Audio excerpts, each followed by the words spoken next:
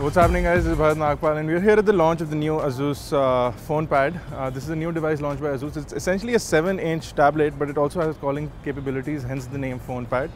On the inside, it's actually, let's talk about the outside. It's kind of identical to the Nexus 7, but the difference is on the inside, because this one has an Intel Atom Z2420 processor on the inside, which is a 1.2 GHz processor. You also have 1 GB of RAM and about 8 GB of inbuilt storage.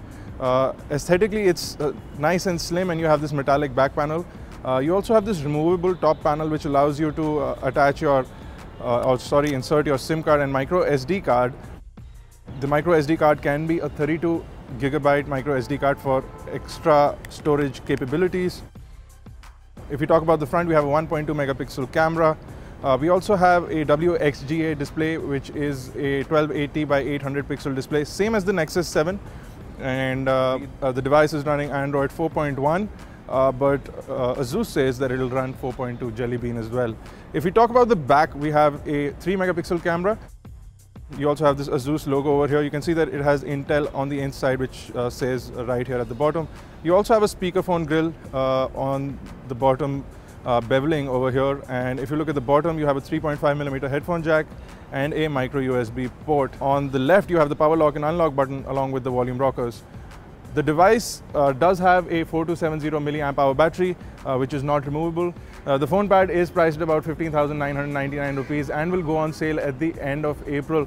So you can expect this device in Chroma stores more or less, and along with that some Asus flagship stores that usually sell netbooks and laptops, etc.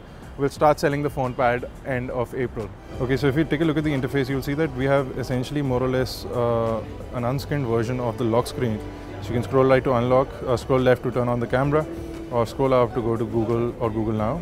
So if you unlock the device, you can see the interface over here. You can see Asus specific widgets or floating widgets as they call it. You can scroll left or right to go into whatever home screen you want to go to. You can also add a total of 7 home screens or remove them according to your requirement. The interface is nice and fluid. You also have a nice notification panel. You can run through some of the quick launch toggles over here. You can also adjust your brightness and take a look at your notifications, which are here. You can also jump into settings. Like I said earlier, if I jump into About tablet, you can see it's running Android 4.1.2, and Asus says that it will give a 4.2 update shortly after launch. It has a full-fledged dialer.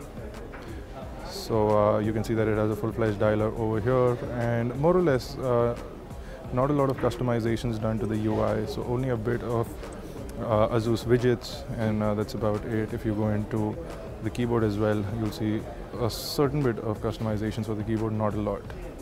And you also have this quick translate button over here, so if you have any other language that you want to translate into English, you can just highlight that and press the translate button. It should translate that into English. So a bunch of nice features. You also have these floating apps over here. So if you want to open a floating app, you can just tap on this button. That allows you to open these floating apps. So you have a bunch of frequently used applications that are over here. So calendar, calculator, dictionary, email, a to-do list, a stopwatch or a countdown, and a video player that just pops up on the top. And the good thing about this is, unlike other devices that allow only 1 or 2 of these pop-ups, you can have multiple pop-ups open on the Fonepad. We don't have any internet right now, so we can't really show you what the browser looks like or how it performs.